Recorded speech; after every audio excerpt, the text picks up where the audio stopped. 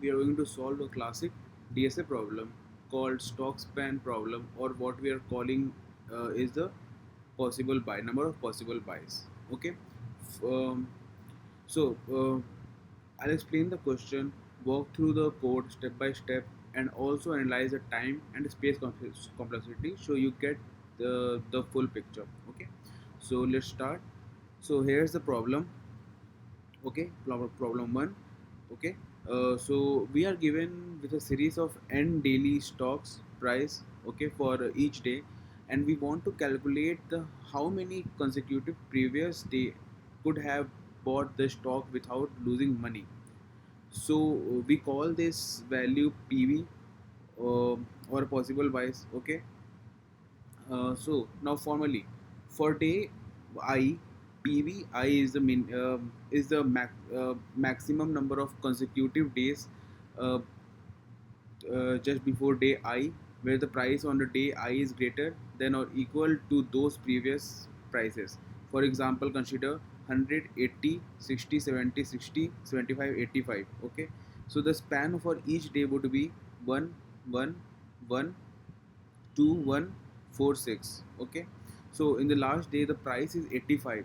We could have bought for the last 6 consecutive days without losing money. So the input starts with the number of test case. Okay, then the second line n space separated integers representing the stock prices, and the and output is simply the PV value for each day in a single line separating by space. Okay, so let's jump into code. So in line number 3 we see we read the number of test case and the set line pointers for reading the rest of the input. Okay, then for each test case uh, we get the size of the array and the prices themselves. Now we initialize the stock and the result array. Okay, and the stock will help us to efficiently calculate PV for each day, each element. Okay, each element in the stack in pair. Okay, price and span. Okay, in bracket price and span. Okay, now we come to for loop. Here what happening is that uh, for each prices we start with span 1, because the current day counts. Okay, and we then check the stack. While the top of the stack has a price less than or equal to the number current price, we pop it out. Okay, and add its span to our the current span. After that we push the current price and span into a stack, and then finally we push the span into a result array. And this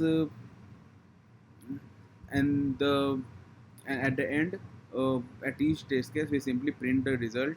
Okay, with following join dot, so that exact space would be there. Okay, so let's jump into what is the time complexity of this problem. So the time complexity will be O of n for each test case, because each prices is paused and pushed and popped for the stack at the most ones. Okay, and the space complexity will be O of n for because for the stack and the resulted array are combined. So it is very efficient for giving constants. Okay, and that is how you're going to solve the stock span problem. Now we were going to see one other problem, that is string with parenthesis. Okay, so we are given with a string, and we need to check the parentheses are balanced or not. Okay, like here like see in input it is given like this, and the output is showing balanced. Okay, so the input will be 1, then 2, 3, 4, 5, 6, 7, like this, and the output will be 7. Like if there are unmatched openings or closing brackets, we print unbalanced. Okay, and the input length is most 1000 character. So let's go into this code. Let me just understand this code, what this code is writing. Okay, so we first frame the input and slice the stack and flag balanced. Okay, then we use stack because it naturally handles the uh, last in first out behavior, which is perfect for matching parentheses. um, then the main part of this code, that is for in for loop, we if we encounter an opening bracket, uh, curly bracket or square bracket, we push it into a stack. And if we encounter a closing bracket, that is closing brackets, okay, we check if the stack is empty, or if the top element doesn't match the corresponding opening bracket. It doesn't match.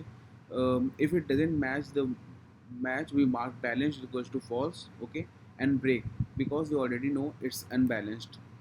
And finally, after two loop, we check if there any leftover in okay in this line. We check if any if any leftover opening brackets in the stack, okay, in this line number 23 24, we are going to check it.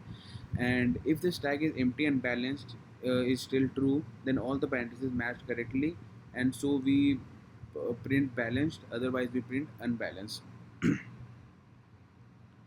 So now the come to time complexity. Time complexity will be O of n, because we traverse the string once, okay, and the space complexity would be for the stack in the worst case when all the characters are in the opening brackets. So these two questions we have done today. Okay, I hope you understand it. Thank you.